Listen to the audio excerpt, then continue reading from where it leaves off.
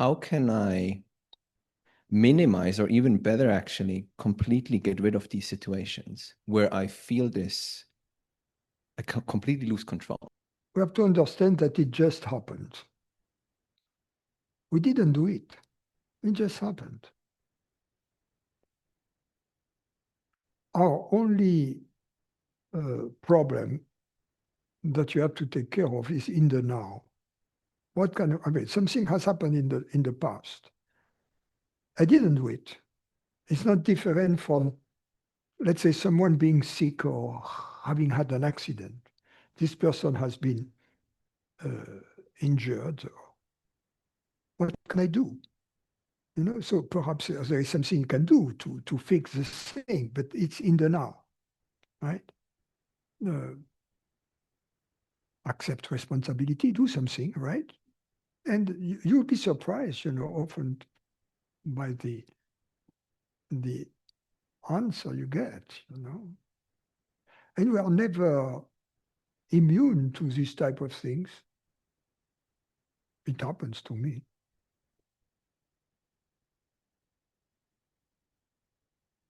I mean, I'm not perfect. Nobody is perfect. Ramana Maharshi was not perfect. I mean, Jean Klein was not perfect. Our responsibility is in the now. There is no point feeling bad about the past. Unless this feeling bad about the past demands for us to take some action in the now.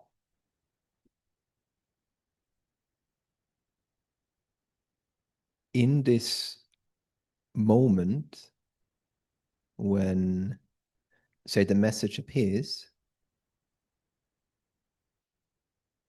it's almost as if I'm a bit schizophrenic, because I know I shouldn't reply or I shouldn't give into it. And then I still do. So I don't have the power in that very moment. And yeah. I think that's what is frustrating, seeing afterwards. Yeah, there are these old sayings of popular wisdom, you know, like we have this one. I don't know whether we have that in English. You have to turn your tongue 6 times or 7 times in your mouth before speaking.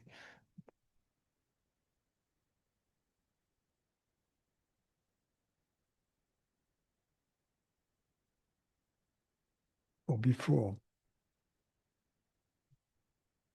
sending the message, hitting return.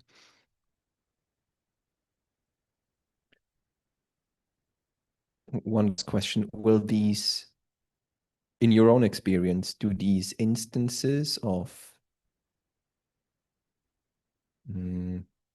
losing oneself in the situation, do they get less as you become more centered? Can I expect that going forward, it's gonna settle a little bit, or am I doomed to? Yes, but also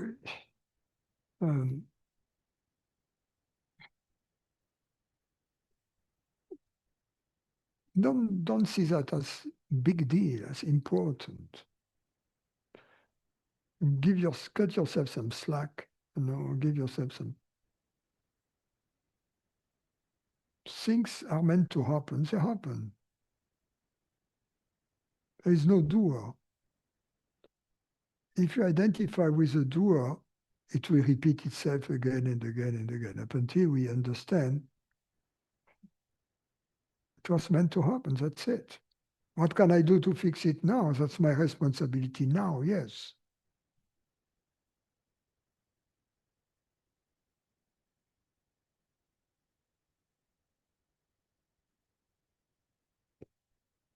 Yeah, thank you. But it's beautiful if you, because this reaction, they are often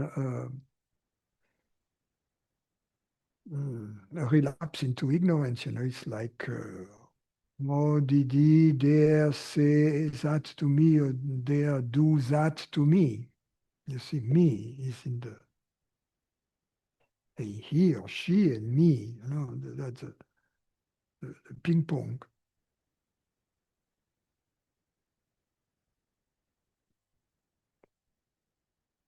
So if you see everything that comes to you as coming from the universe, you see.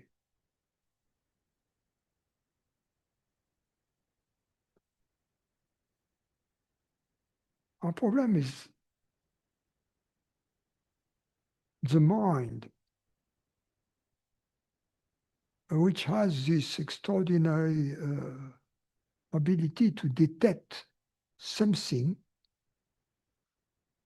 from the picture, you know, to separate something, to isolate something, and that the word abstraction comes from that, this ability to abstract up out of and try to take something out of, to isolate it as a concept. Like I said the other day, the body of the cat and the tail of the cat. You know, in fact, it's just a cat. You know, you cannot buy cat tails on Amazon, not yet, right? They don't come out of some factory in China. No, this ability to, and perhaps, but that's purely speculative. It's because the way we have evolved through, you know, through the process of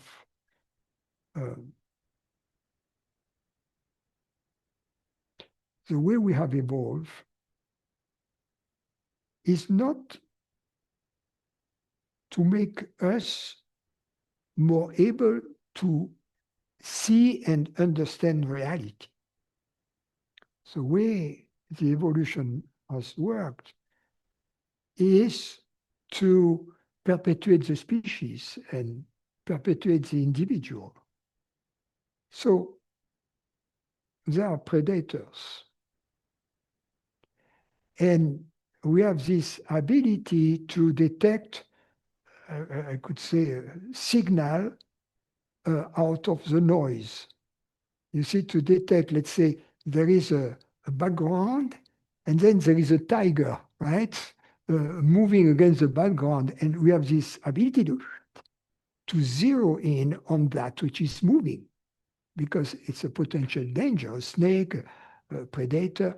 And so that we isolate this element from the rest. And perhaps already those who had this ability have survived, right? This detector, so to speak. But this detector of something means it detects something out of the rest.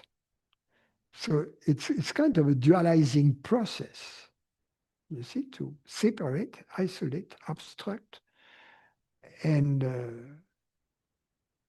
to name, to give names, etc. And then we have the language and we have all of that.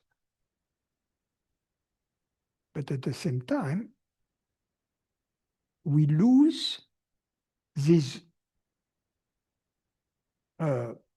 global view, undivided view of reality, which is the real view of reality, in which there is only one thing that changes constantly, that appears through various forms, always new, but always itself.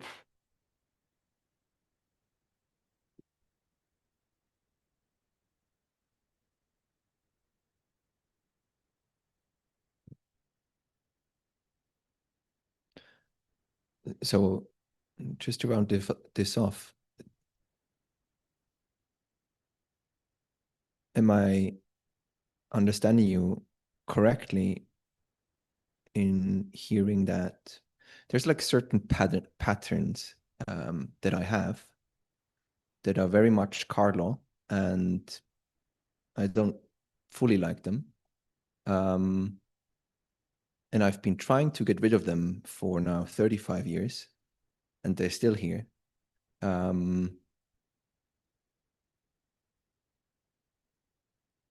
Just leave them as they are. And the issue is that I still think in these moments that there's a car law, and instead just There's nobody responsible for this. You see, that's because if we start feeling bad about ourselves, we can feel bad only about a separate self. And that this feeling bad about ourselves is perpetuating the belief to be a separate self, which is the very source of the problem. The proper attitude is to say, okay, that happens, but it's part of the universal flow, right? And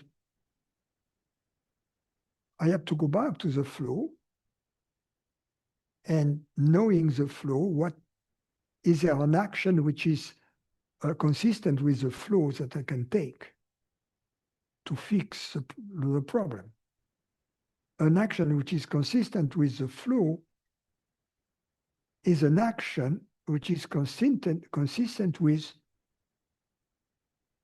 there being only one reality which knows itself as consciousness. Whatever action is consistent with that flows with the Tao, if you will. It doesn't leave any traces, if you will. Any bad karma, whatever, any traces, any things that have to be fixed afterwards.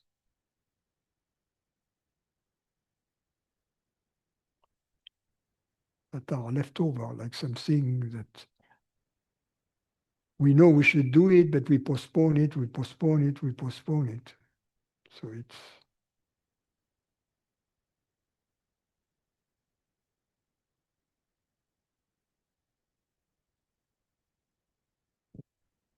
So say, for the sake of this argument, I'm an alcoholic and I want to get rid of my addiction to alcohol.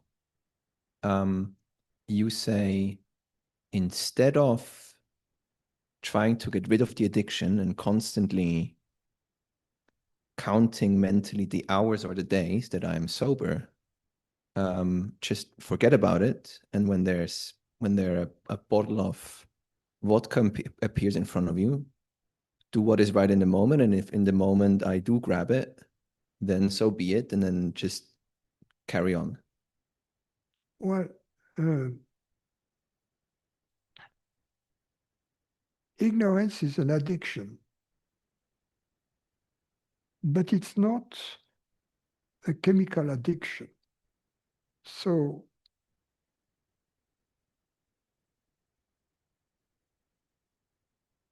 chemical addictions are different because they are part of the movie, if you will. Whereas the ignorance as an addiction is different.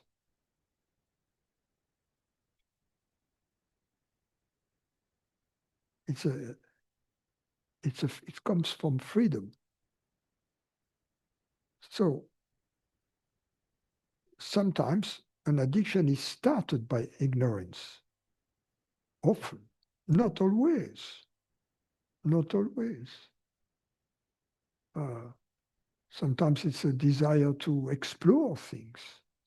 Like I remember as children, we started smoking. At the time, everybody smoked around us. The parents didn't want us to smoke, but it's not, don't do as I say, not as I do. It's not a good way to teach the kids. And so we would hide, and smoke cigarettes. Then we have to hide the cigarette, etc. It was kind of innocent, you see what I mean? It didn't come from a psychological problem.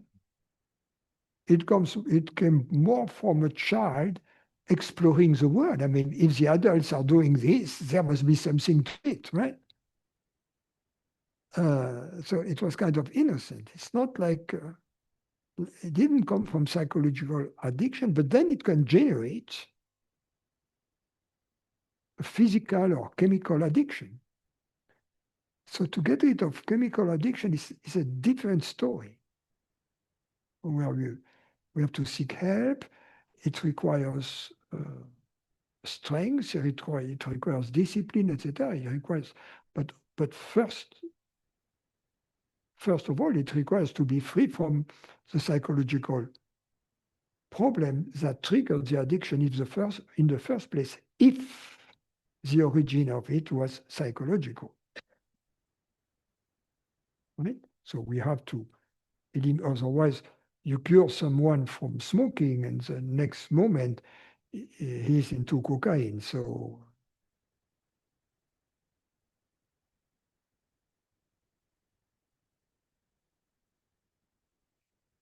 but these addictions, there are more, I think you have to get rid of the psychological element, but then there is something in the body that wants it.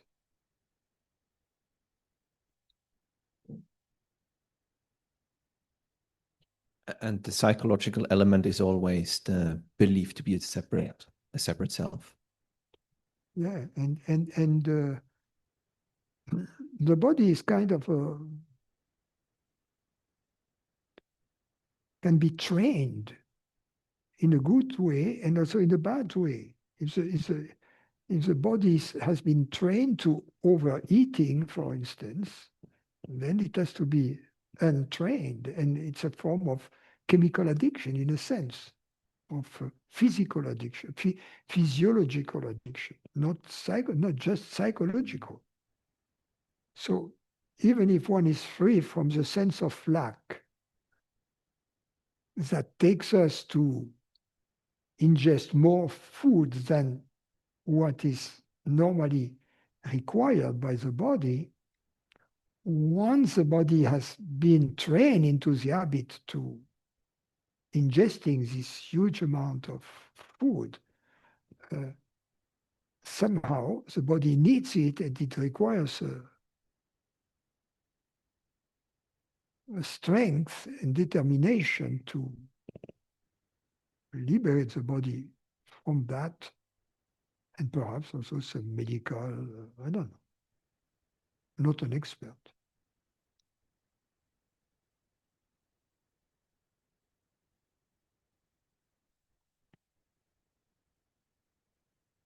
Thank you. Most addictions have a psychological component. So I feel bad. I am alone, so I do this, I do this, I do this. Whereas my body was fine.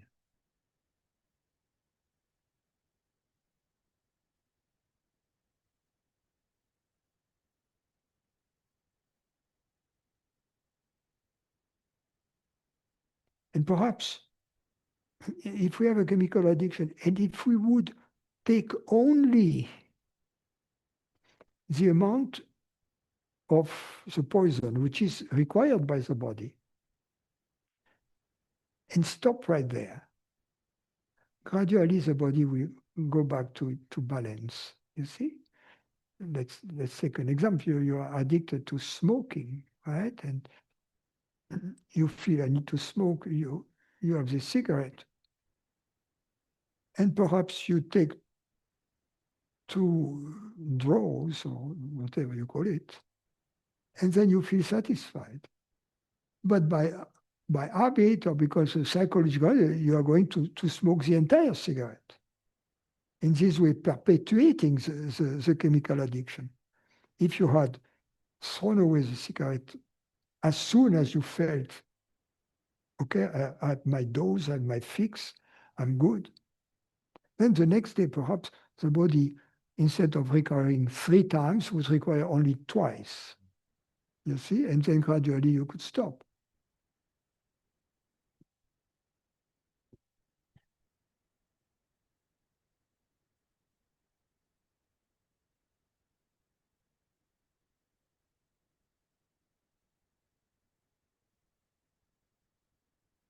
Yeah. But I think when you solve the psychological addiction, um, the the the physical addiction is relatively easy then to solve as well.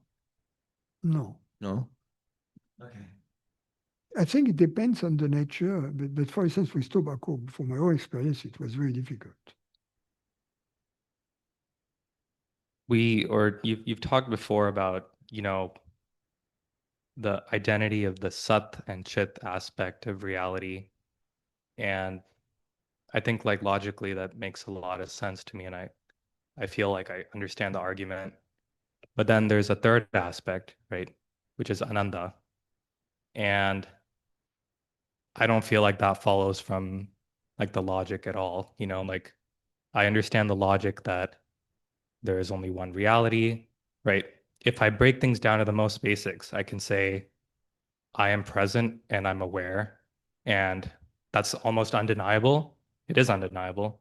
And I can't say much else, right? I can say I don't know anything else with certainty. But to go to the next step, which is to say that I am peace or I'm bliss, that doesn't follow. That which prevents the manifestation of ananda, of the peace, is to see consciousness and reality, or chit and sat, reality, truth, as different, as distinct.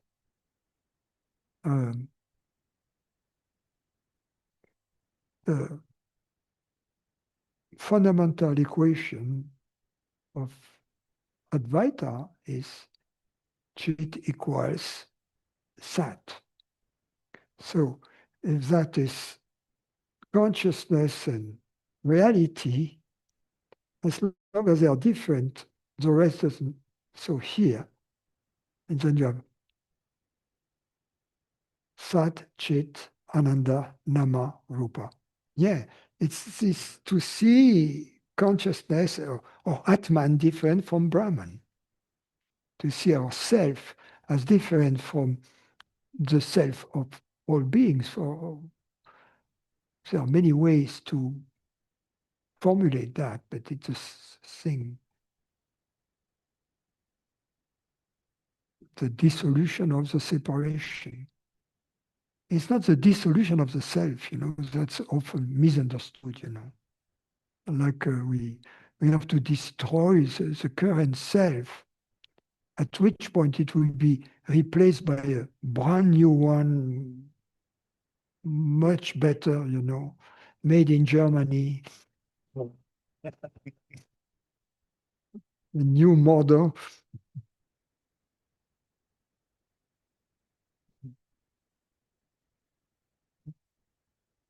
But that process seems a lot like slower in the sense of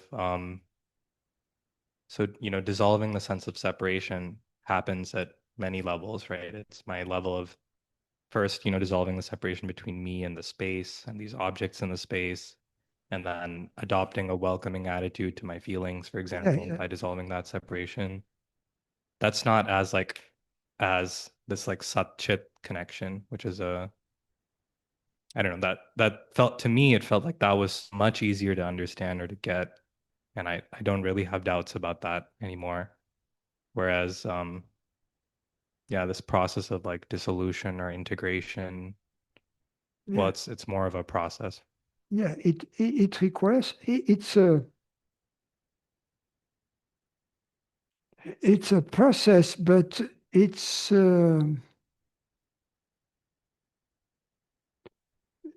quantum, it's not classical. It's a succession of glimpses. It's a step function, not.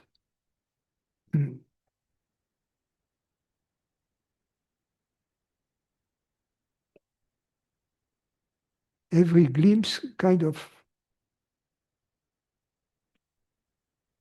liberates us from some residue of the past, of ignorance.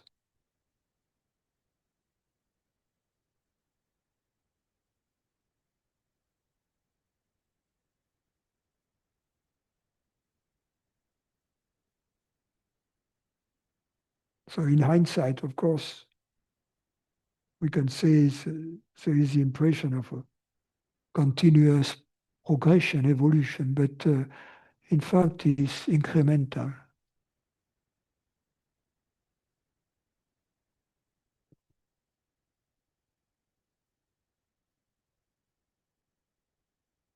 Anyway, everything is discrete, only consciousness is continuous.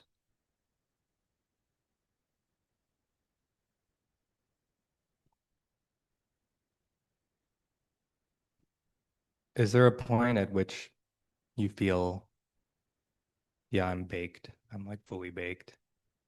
Or is it just deeper and deeper, further and further? This thought itself, this thought itself is, if you have this thought, you are not fully made. This thought is a little fishy. You see? Um,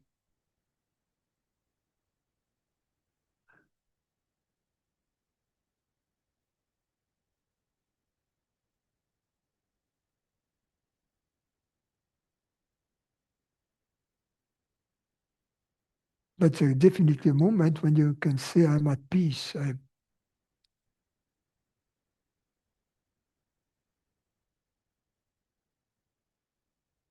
I'm happy with my life. I'm satisfied. Doesn't mean there are no problems. There are problems always, but to be content, to be satisfied, to be at peace.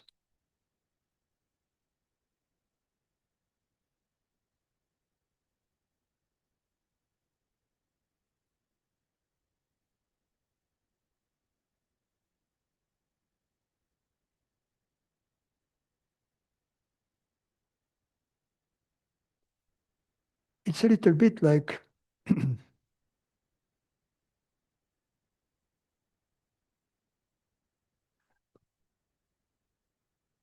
when you learn how to ski, it's tough. You fall, you hurt yourself, etc. And gradually you know how to manage the mountain. And with that comes enjoyment. It's not that the mountain becomes easier, that you know better how to handle it. So in this metaphor, the mountain is like your life.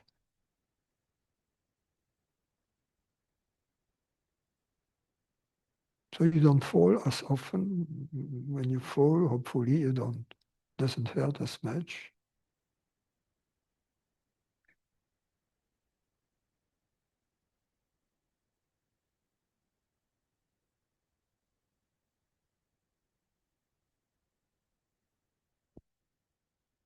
When you just mentioned moments of peace, I was thinking about those and glimpses I've had before, and something striking about them is that there's this feeling of total forgiveness of like any kind of past mistakes or stumbling. Yes. Like they're not relevant. They don't matter. It's more that I cannot describe this, that the past doesn't haunt us any longer. Yeah. Because it has been digested somehow. There are not too many things that when you look back, it's like you see lights. When you look forward, it's lights that you're suspended. in between.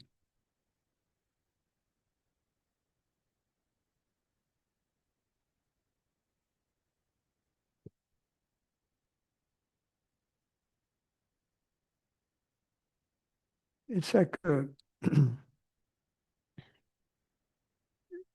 living without leaving traces. You know, Krishnamurti said that somewhere. He had a book. The title was "The Flight of the Eagle." You know, it crosses the sky, but there are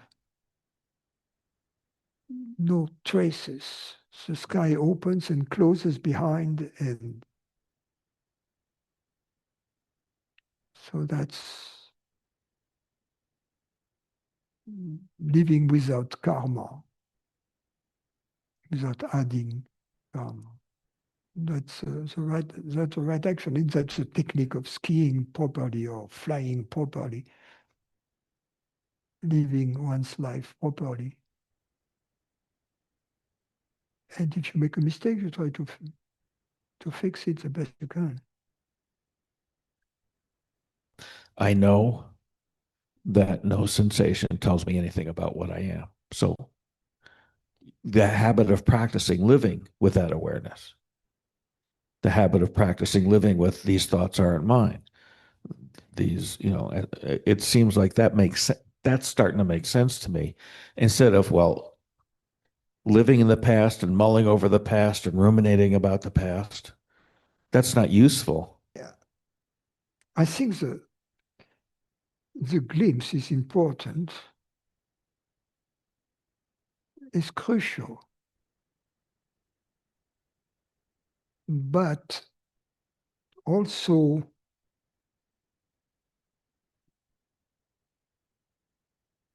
facing the sense of lack when it arrives, when it arises, without trying to compensate it through some addiction, right? To escape it. And without to escape it, meaning forgetting it, you know, compensate it by putting something else in the picture so that it seems to disappear. It does not disappear, right? And also, when it appears and you don't try to compensate it,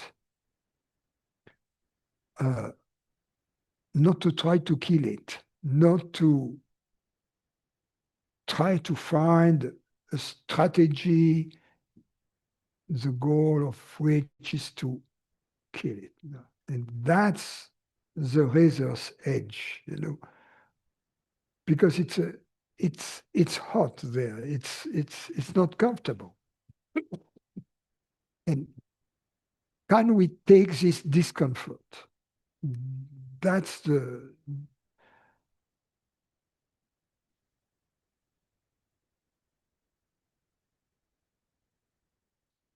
because no matter what can be said about truth, about consciousness, reality, etc., it takes us to a glimpse. But it's like when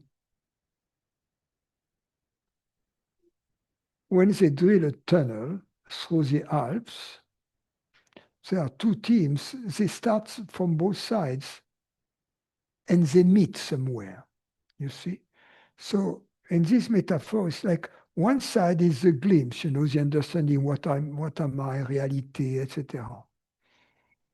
The other side is this sense of lack, this deep fear, this irrational element in me. So we need also to start moving from that side. And at some point, both meet. Because the glimpse offers the resolution for the sense of lack. But it has to happen in that sense that we need to relate experientially on the feeling level the sense of lack to our belief to be a separate consciousness. Otherwise, you say, okay, I know I'm not a separate consciousness, and there is a liberation there. But as long as the sense of lack has not been really investigated to its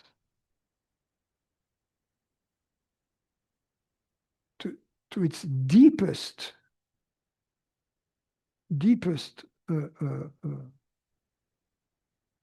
place of refuge,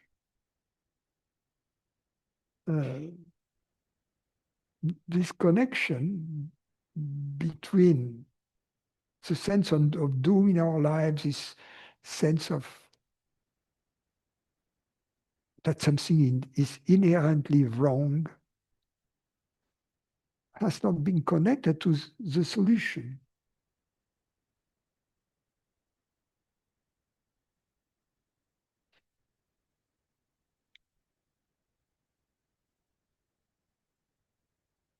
So when the sense of lack arises, the only thing to do about it is You see, it's to just visit it. It's like an engineer who has the knowledge, he has the theory, he has the equations, right? And he encounters a problem, a failure in whatever he's working with. But as long as he has not been able to connect this problem to what he knows from the other side, he doesn't have the solution yet. But when he makes a connection, oh, you see, then I can fix it.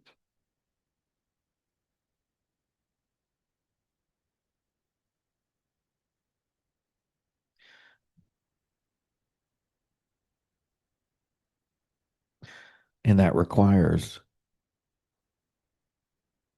the willingness to fully explore that sense of lack in terms of what it is. Just to accept it. So that's the first step is just to accept it. Mm-hmm. And that's perhaps the most difficult. And then to keep accepting it,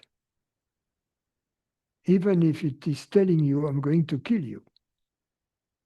That's a problem, to take the heat of it.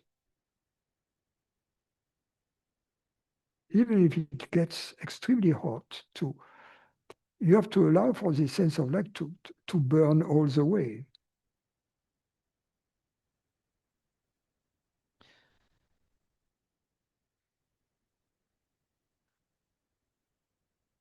This reminds me of an awareness I had. The realization that no emotion could kill me, that I can sit with any emotion and it won't kill me. And I don't have to do anything about it. Yes.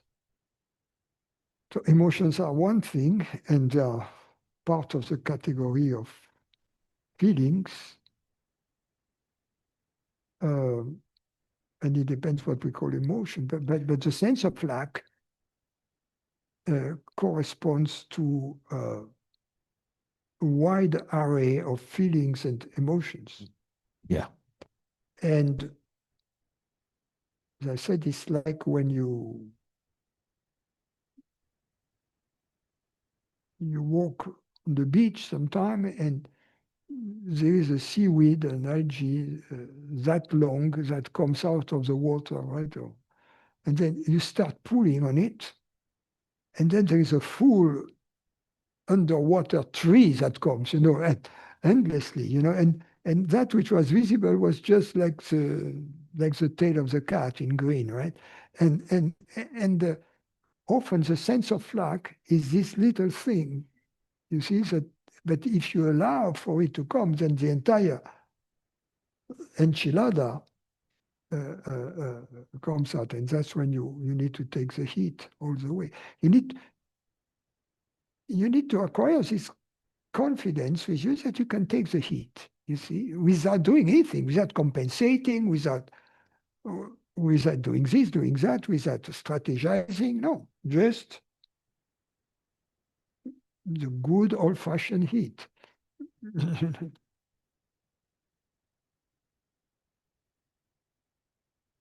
I've heard people talk about letting it burn themselves up, just letting it do what it does. Yeah. Yeah. Thank you.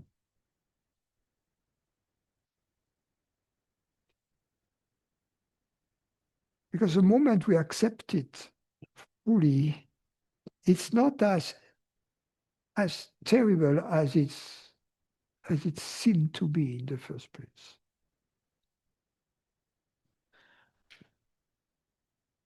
So in terms of like accepting this sense of lack, at least in my experience, whenever there is this sense of lack, there's also this very loud thought of like, I want to get rid of this. Like, Yeah. and then like, is this like, how does this accepting look like? I guess that's what I'm trying to ask, because It's for instance, like it seems that I was doing something that was triggering this sense of lack, that was allowing for this sense of lack to come to the surface, right? And the idea is whatever was allowing for it to come to the surface, carry on. Example. I have finished to do something. I have a moment of nothing. I don't have to do anything, nothing. And then I panic. I try immediately to find something else to do, calling someone. What has happened in this small moment is that I felt the sense of lack, and it is this sense of lack that dictated my next activity. Are you getting what I'm saying? yeah. So the suggestion is, what is it that triggered it? It was the absence of activity. It was when the boredom came, the absence of activity. So carry on means don't resume any form of activity. See what happens. See this sense of lack that you were perceiving, become interested in it. Tell him, no, you want me to do something else? No, I'm not doing something else. I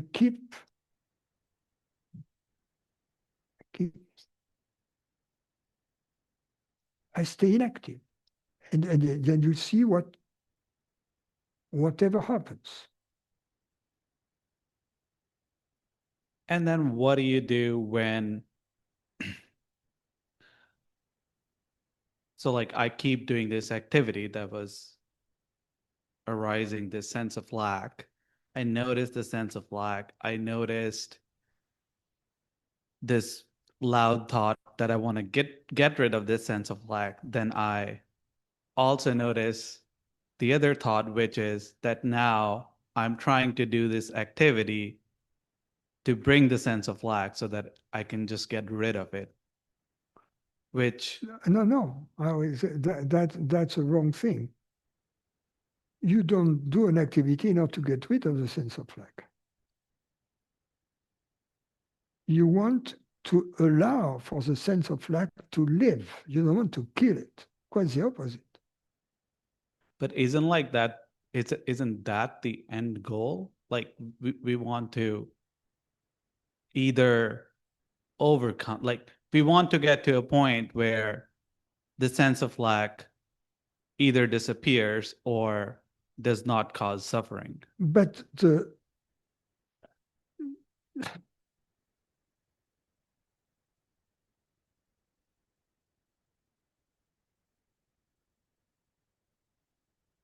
A sense of lack is looking for its completion, right? It's looking. The problem is that we usually try to compensate the sense of lack with something that is never going to bring completion. That which brings completion is quite the opposite. It's a movement in the opposite direction, not in the direction of acquisition of more, like filling a hole which has no bottom, and the more you fill, the hole always remains there. The other direction is to stop feeling. That's the first step. Live with the whole.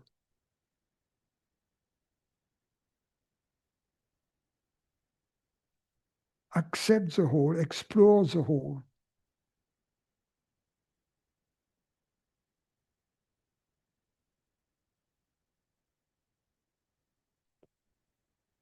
What I'm saying, because I'm giving the result already, huh? Is that but if you take just my word for it, it's not going to work. The origin of the sense of lack is the belief and the feeling to be a separate consciousness. That's all.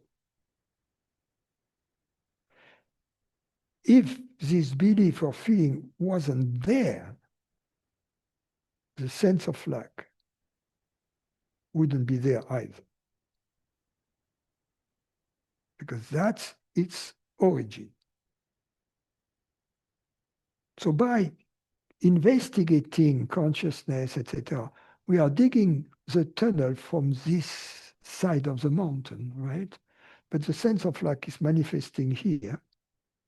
So we need to, and as we accept the sense of lack, we start drilling or digging from the other side. And at some point, there is a meeting in the center.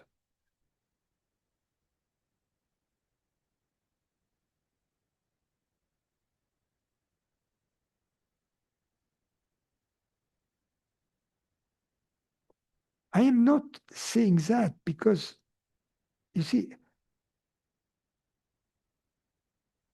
your argument is, well, but if I do as you said, I'm still trying to get rid of the sense of lack.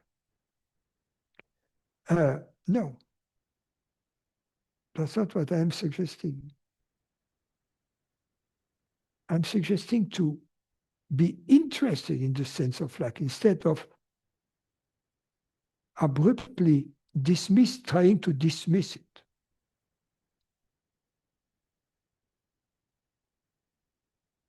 Because it's only the understanding that liberates us, because the understanding is a form of experience, right? And brute force is not working there.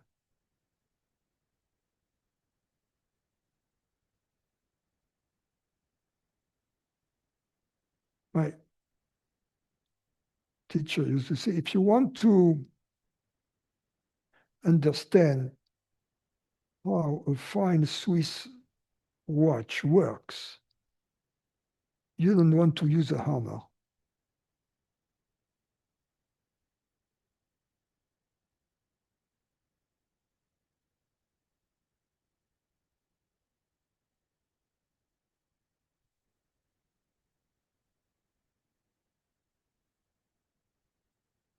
And theoretically,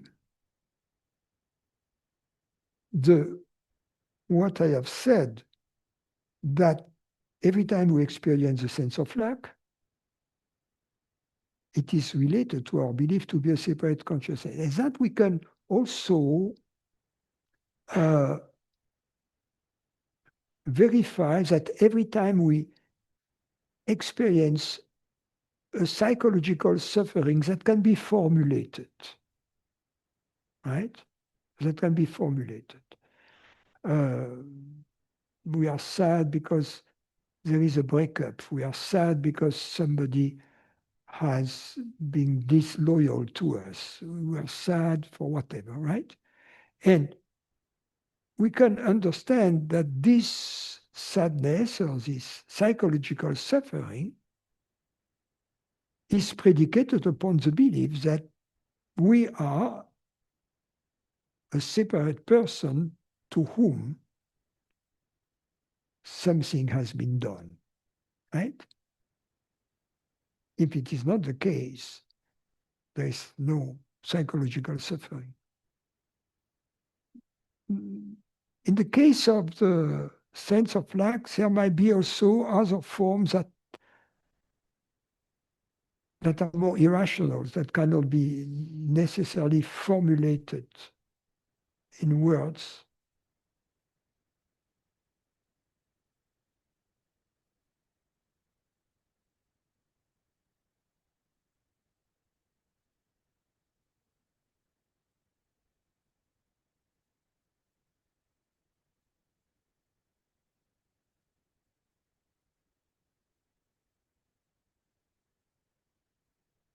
We have to be interested in the sense of lack. Instead of trying to kill it without trying to understand it, to let, not allowing for it to tell the rest of the story, so to speak.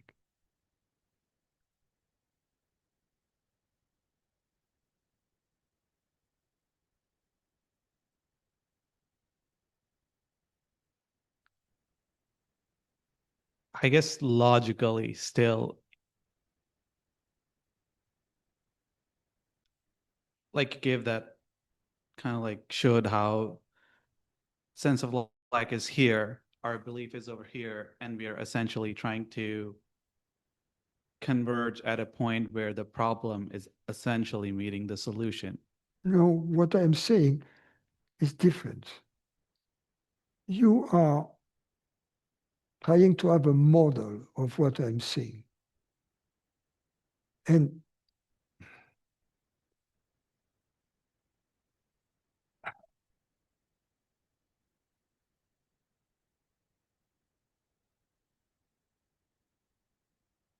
I'm just trying to tell you, do it. Just do it.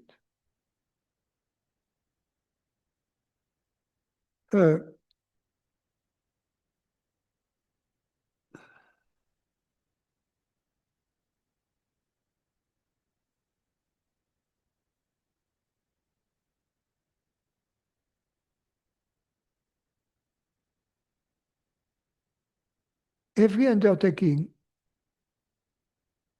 that comes from the belief to be a separate entity is doomed to fail.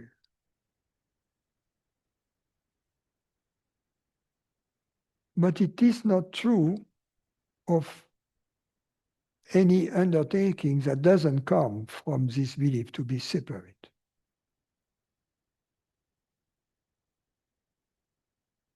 So that's your answer to your objection is, well, it's not going to liberate because it's still a desire to get rid of it or whatever. And yes, if that's the case, yes.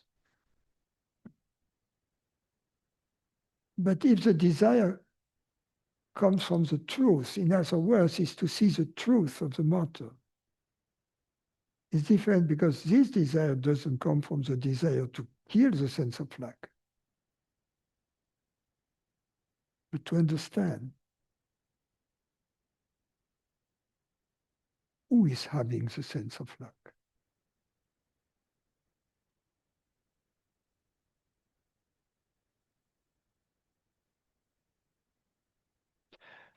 Let's put it this way, and that's something that can be easily understood. Ignorance doesn't want to commit suicide. So any undertaking that challenges the belief or the feeling to be a separate entity cannot come from the belief to be a separate entity. Are you following me?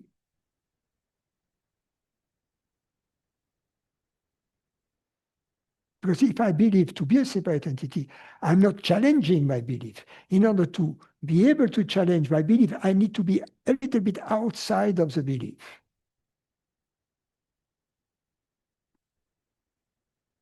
You know, it's a little bit like Gödel's theorem. You need to be a little bit outside of the system of proof to discover that there are true results that cannot be proven within the system of proof. You need to step to be out of it. It's the same here.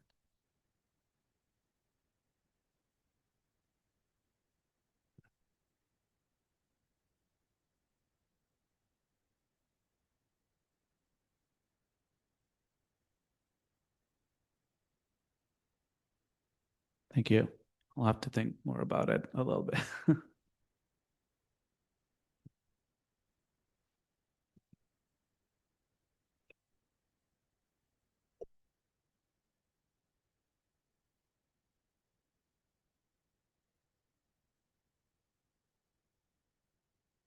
Thank you.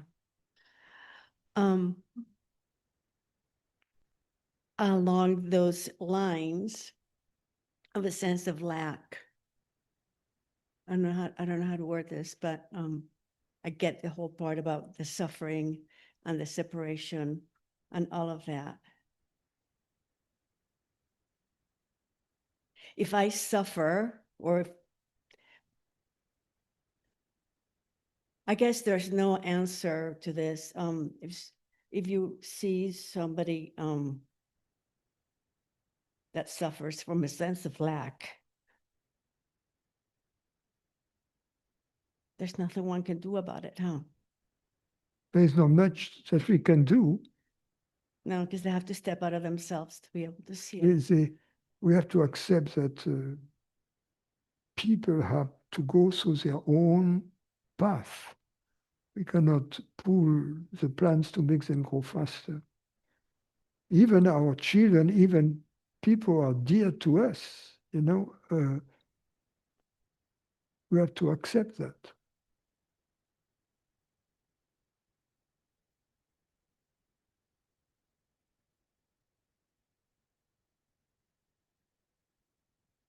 And once we know that, we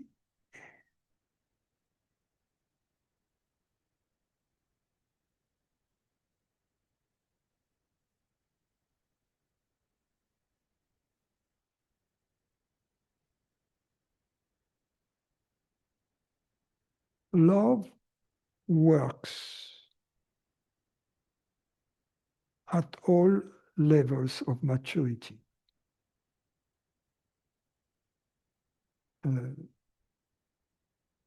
Intelligence works a little bit on the highest level, you know.